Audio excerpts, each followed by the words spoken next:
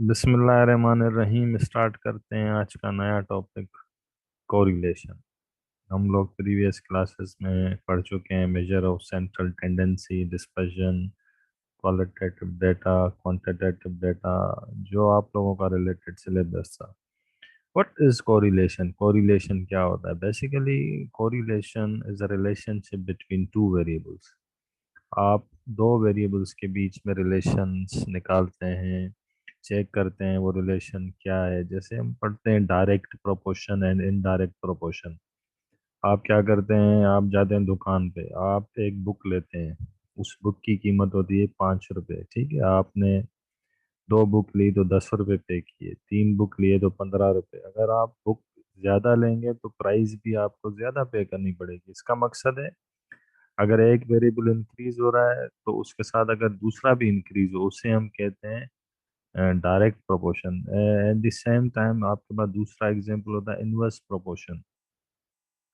Inverse proportion में क्या होता है कि आप एक घर बना रहे हैं, ठीक है। आपने कहा मैं घर बनाऊंगा और मुझे ये टास्क जो है 30 दिन में पूरी करनी है। तो मैंने क्या किया, मैंने 10 मजदूर लगाए, ठीक है।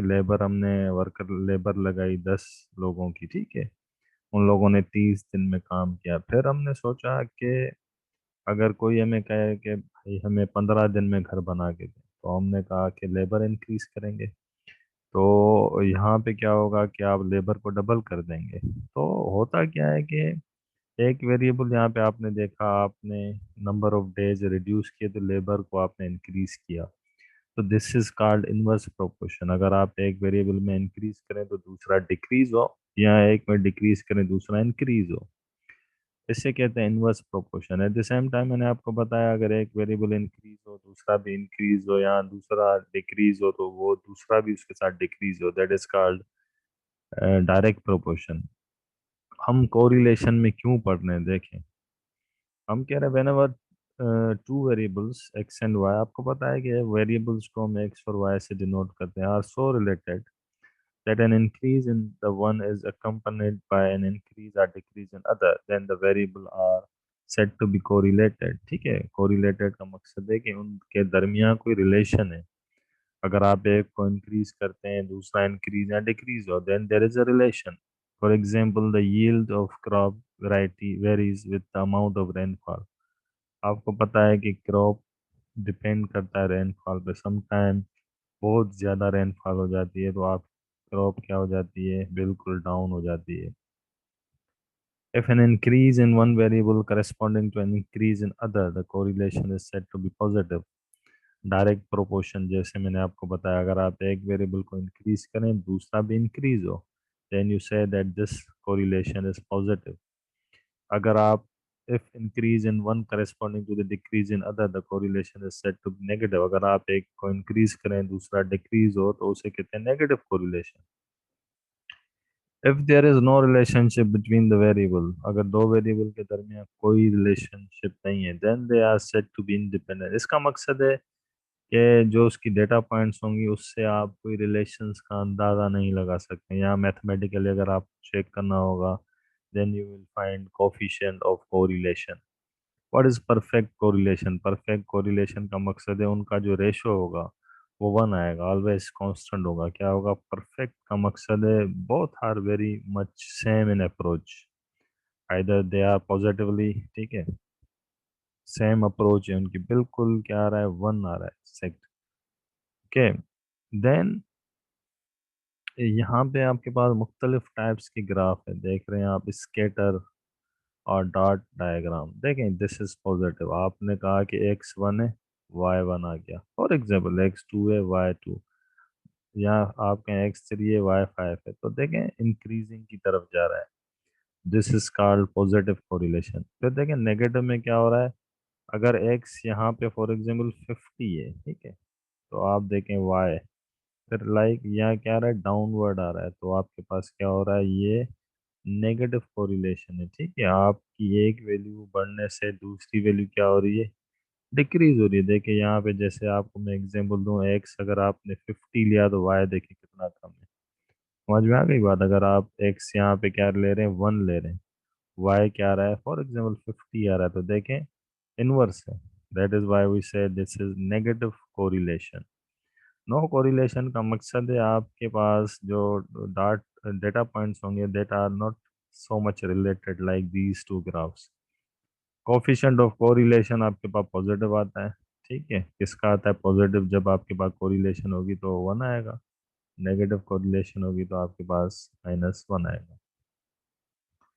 हमारे पास बहुत सारे मेथड है, हम जो पढ़ते हैं मतलब कोरिलेशन को फाइंड आउट करने के लिए। ग्राफिकल है, अलजेब्राइक है, ग्राफिकल में स्केटर है, कोरिलेशन ग्राफ है। फिर आपके पास अलजेब्राइक में ये 4 टेक्निक्स हैं: Karl Pearson's coefficient of correlation, Spearman's rank difference method, concurrent deviation method, other method. Our aim is to cover these two: Carl Pearson's coefficient of correlation and Spearman's rank difference method. Okay.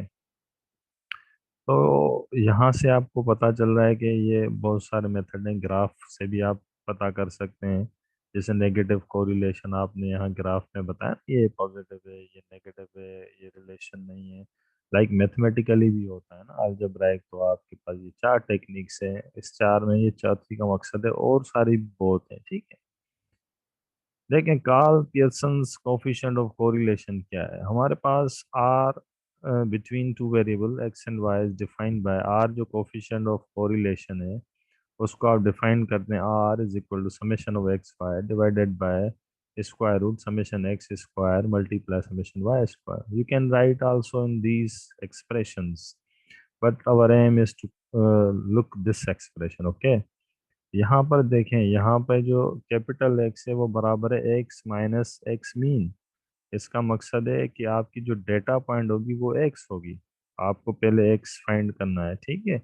और आपकी जो data point होगी वो Y होगी। उससे आप capital Y कैसे निकालेंगे? उन डेटा पॉइंट को सम करेंगे और उसका मीन निकालेंगे। मीन का फार्मूला होता है sum of all data point divided by number of data point. Therefore you will find out x and y. फिर आप क्या करेंगे? इस फार्मूले को देखें, एक्स वाई आपको मिल गया तो दोनों की प्रोडक्ट करेंगे, फिर उनका सम करेंगे। फिर यहाँ देखें, एक्स जो फाइंड किया उसका स्क्वायर करेंगे, फिर उन सब की वैल्यूज का सम करेंगे। फिर वाई देखें, उस सारी वैल्यूज का स्क्वायर करेंगे, फिर आप क्या करेंगे? सम करेंगे। That is how you will find the correlation using Karl Pearson's coefficient of correlation. Look this example. 10 students got the following percentage of marks in economics and statistics. कह रहा है कि 10 लोग हैं, 10 स्टूडेंट हैं। जैसे हम कह सकते हैं कि किसी भी डिपार्टमेंट के सैम्पलिंग पे हम डिपेंड करते हैं ना स्टैटिस्टिक्स में। तो यहाँ पे सैंपल है 10 लोगों का। कह रहा है कि जो रोल नंबर 1 है उसने इकोनॉमिक्स में 78 उठाए और स्टैटिस्टिक्स में 84 उठाए। रोल नंबर 2 ने 36 उठाए और इकोनॉमिक्स में और स्टैटिस्टिक्स में 51। सिमिलरली आपके पास ये सारे डेटा पॉइंट है। रोल नंबर 10 ने इकोनॉमिक्स में 39 उठाए और स्टैटिस्टिक्स में 47 उठाए। कह रहा है calculate the coefficient of correlation. पूछना चाह रहा है क्या इन सब्जेक्ट में जो रोल नंबर ने मार्क्स उठाए हैं, क्या उनके बीच में कोई रिलेशन है? मतलब पॉजिटिव है, नेगेटिव है, या कोई भी रिलेशन नहीं है, या परफेक्ट रिलेशन है। इसका मकसद है कि they are scoring very much same. क्या करना है? अगर पॉजिटिव है तो उनका जो स्कोर होगा वेरी मच सेम होगा। ठीक है। लाइक यहाँ पे 78 है, यहाँ 84 आ गया, या 36 से 51 है। लाइक सिमिलर पैटर्न से वो स्कोर करेंगे। Our aim is to use Karl Pearson's coefficient of correlation. ये इसका फार्मूला है, मैंने आपको बताया। देखें, अब आपके पास ये जो मार्क्स इन इकोनॉमिक्स हैं इसे आप कहेंगे X, small X. Marks in statistics आप कहेंगे small Y. Now our aim is to find what capital X, क्योंकि जो फार्मूला है कैपिटल एक्स चाहिए आपको। कैपिटल एक्स के लिए देखें, ये सारी एक्स की वैल्यूज आपने लिखी। ठीक है, जो गिवन है डेटा पॉइंट्स, सारी वाई की वैल्यूज आपने लिखी। आपने क्या किया? इन सब का सम किया और इन सब का सम आप ऐड करेंगे, आपको ये रिजल्ट मिलेगी। आपका अब एम क्या है? इन सब का सम जब मिल गया 650, कितने डेटा पॉइंट है? 10। 650 डिवाइडेड बाय 10 आपको क्या मिल जाएगा? 65। Look that 65। ओके। फिर यहाँ देखें इन सब वाई वैल्यूज का सम किया 660, कितने डेटा पॉइंट है 10, जीरो से जीरो कैंसिल, क्या हो जाएगा 66। यहाँ पे भी आप जीरो कैंसिल कर सकते हैं। तो यहाँ देखें 66, यू हैव ऑब्टेन 66। जब 66 आपको मिल गया तो आप क्या करेंगे, हर डेटा पॉइंट से उसको सब्ट्रैक्ट करेंगे। फर्स्ट डेटा पॉइंट है 78 माइनस 65, क्योंकि आप मीन से कर रहे हैं ना। देखिए यहाँ पे मैंने फार्मूला बना दिया, capital X is equal to X minus 65, क्योंकि 65 फिक्स है, बाकी ये वेरीज करेंगे। 78 minus 65 13, 36 minus 65 minus 29, 98 minus 65 33, you will find this all using the difference.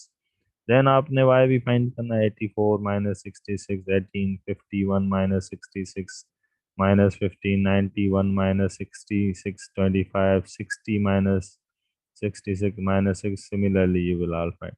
एक चीज़ आपको यहाँ याद रखनी है, जो यहाँ पे आपने कैपिटल एक्स निकाला है और कैपिटल वाई, इनका जो सम होगा वो ऑलवेज जीरो होगा। अगर आपका सम जीरो नहीं आ रहा है, इसका मकसद है you have made some error. Okay, आपको फिर रिकैलकुलेट करना पड़ेगा मीन, फिर आपको डिफरेंसेस निकालने पड़ेंगे।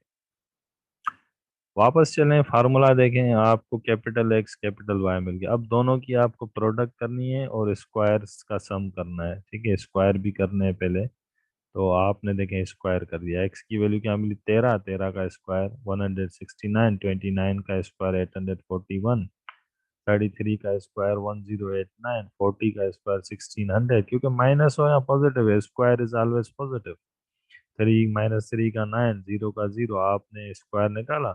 सिमिलरली वाई का स्क्वायर निकालेंगे, तो 18 का 324, 15 का 225, 25 का 625, माइनस 6 का 36, 2 का 4। Similarly you will add all these values. आपने ऐड किया, आपको मिला 5398। आपने ये सारी वैल्यूज ऐड की, 2224 आपको मिला। और आपका रिमेनिंग क्या बचा, एक्स वाई दोनों की product. 13 × 18 234, minus 29 into minus 15 435, 33 × 25 825, minus 40 into minus 6 240। Similarly आप प्रोडक्ट करेंगे और सारे वैल्यूज का सम करेंगे, तो आपके पास ये वैल्यूज ऑब्टेंड हो जाएंगी।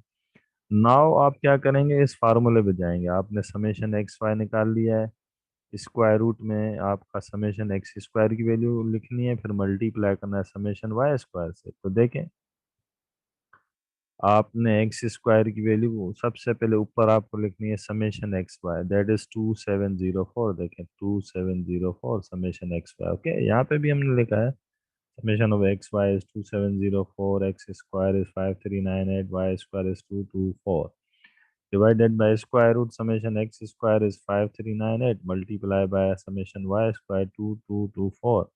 यू विल फाइंड प्रोडक्ट, आपने प्रोडक्ट की, फिर उसके स्क्वायर रूट निकालेंगे, सिंपलीफाई करेंगे, you will find out that is 0.78। 0.78 का मकसद है कि ये पॉजिटिव कोरिलेशन है, क्योंकि ये अप्रोच कर रहा है पॉजिटिव वन की तरफ, तो indicate that there is a positive correlation. ठीक है, इसका मकसद है दोनों सब्जेक्ट में मार्क्स जो स्टूडेंट उठा रहे हैं वो इंक्रीजिंग पैटर्न में उठा रहे हैं, नॉट एन डिक्रीजिंग पैटर्न। फिर आपके पास एक और टेक्निक आती है, very much important technique is स्पीयरमैन्स rank correlation coefficient. Spearman जो था स्टैटिस्टिशियन, और आप कह सकते हैं कि इकोनॉमिस्ट भी था वो। ठीक है, तो उसने आर की वैल्यू जो कोफिशिएंट ऑफ कोरिलेशन की बताई थी, उसने कहा अगर आप ऐसे फाइंड करें, R equal to 1 minus 6 times summation of D square divided by N into N square minus 1। What is N? N is basically number of data points, 10 होंगे तो 10 लिखेंगे। What is D? D is basically the difference of the two variables. आप difference निकालेंगे, उसका square निकालेंगे, substitute करेंगे, you will get Spearman rank correlation coefficient. इसका जो प्रॉब्लम है, मैंने एप्लीकेशन बेस्ड प्रॉब्लम उठाया है, तो वो मैं आपको बताता हूँ कि वो आप कैसे करेंगे। ठीक है, ठीक है। देखिए, where R denote rank coefficient of correlation and D differs to the difference of rank between paired item in two series. Rank जो उनको मिल रहे हैं ना, यहाँ इसका एग्जांपल देखें। तीन जजेस हैं, A B C, give the following ranks. आप अक्सर प्रोग्राम देखते हैं ना आजकल, जो प्रोग्राम चल रहे होते हैं स्पेशली सिंगिंग के, उसमें ऑडियंस आपके पास जजेस बैठे होते हैं और एक स्टूडेंट, एक कैंडिडेट आता है, जो आपका कैंडिडेट क्या करता है, परफॉर्मेंस देता है, फिर तीनों उसको जजेस मार्क्स देते हैं। तो उसी तरीके का ये एग्जाम्पल है। देखें, स्टूडेंट जो कैंडिडेट वन था, जो अपने आप को सिलेक्ट करवाने आया था, तो उसको पहले जज ने जो मार्क्स दिए वो क्या दिए, वन। दूसरे जज ने तीन दिए, रैंक दिया है, ठीक है। तीसरे जज ने सिक्स दिया। लाइकवाइज सारे कैंडिडेट आए और उन लोगों ने अपनी जो है परफॉर्मेंस दी, और परफॉर्मेंस दी, तो उनको जो रैंक्स मिले वो हमारे पास ये सारे गिवन है, ठीक है। देखें, फाइंड विच पेयर ऑफ जजेस हैज कॉमन अप्रोच। हमें ये बताना है कि दो जजेस ऐसे होंगे जिनकी अप्रोच सिमिलर होगी, मोस्ट मतलब सिमिलर की तरफ जाएगी। एग्जैक्ट सिमिलर के लिए तो आपको पता है कि वन होना चाहिए, मतलब सिमिलर अप्रोच का मकसद है कि इट विल बी पॉजिटिव। क्या होगी, पॉजिटिव, दोनों की मतलब पॉजिटिव होगी, ओके। तो आप क्या करेंगे, आपने लिखा दिस इज एक्स। हाँ, एक और चीज भी इसमें इम्पोर्टेंट है कि हम लोगों ने पढ़ा है कि correlation is a relationship between two variables. In this case we have three variables. तो आप कोरिलेशन कितने बार निकालेंगे, you will find out correlation between A B, correlation between A C, correlation between B C. आपको तीन correlation निकालनी पड़ेंगी ना। जो कोरिलेशन ए बी की होगी वही कोरिलेशन बी ए की होगी, there isn't any difference, okay. तो आपने ए की वैल्यूज लिखी, बी की वैल्यूज लिखी, सी की वैल्यूज लिखी। हमने कहा कि जो ए की वैल्यू है वो एक्स है, कह सकते हैं आप। बी की वैल्यू जो है वो वाई है, सी की वैल्यू जो है आपने कहा जेड है, ठीक है। अब फार्मूले पे चलें, देखें, unit D, only unit D, summation D square, okay. तो आपको पता है कि correlation is a relationship between two variable. यहाँ पे तीन वेरिएबल हैं, तो आप तीन कोरिलेशन निकालेंगे।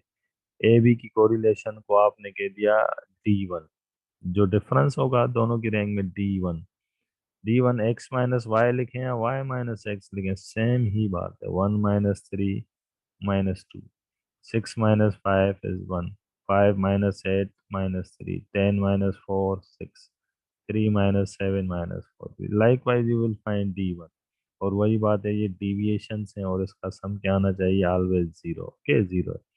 फिर आपने y माइनस जेड निकाला, three minus six minus three, five minus four one, eight minus nine minus one, four minus eight minus four. Likewise you will find D two. D2 is a correlation between YZ. D3 is a correlation between ZX. ZX का मकसद है six minus one five, four minus six minus two, nine minus five four, eight minus ten two minus two. You will find out these differences. आपको ये याद होना चाहिए कि ये जो डिविएशन हैं वो जीरो होती हैं। अब आप कोरिलेशन निकालना है बिटवीन थ्री वेरिएबल, तो आपको वही मैंने बताया कि डी स्क्वायर होता है फार्मूले में। तो यहाँ पे डी वन होगा, डी टू, डी थ्री, तीनों के स्क्वायर आप करेंगे। डी वन का स्क्वायर माइनस टू का फोर, वन का वन, माइनस थ्री का नाइन, सिक्स का थर्टी सिक्स, माइनस फोर का सिक्सटीन, सारा आपने स्क्वायर किया क्योंकि आपको चाहिए ही तो डी वन ना। और इन सब की वैल्यूज का सम करेंगे, that you will obtain 200। Likewise you will find D two, minus three का स्क्वायर नाइन, वन का वन, माइनस वन का वन, माइनस फोर का सिक्सटीन। तो आप फिर स्क्वायर करेंगे और सारी वैल्यूज पॉजिटिव आएंगी, ये भी आपको याद होना चाहिए, स्क्वायर में सारी वैल्यू पॉजिटिव होंगी। सम किया 214, फिर डी थ्री का स्क्वायर करेंगे, सारी वैल्यू पॉजिटिव होंगी, सम करेंगे 60।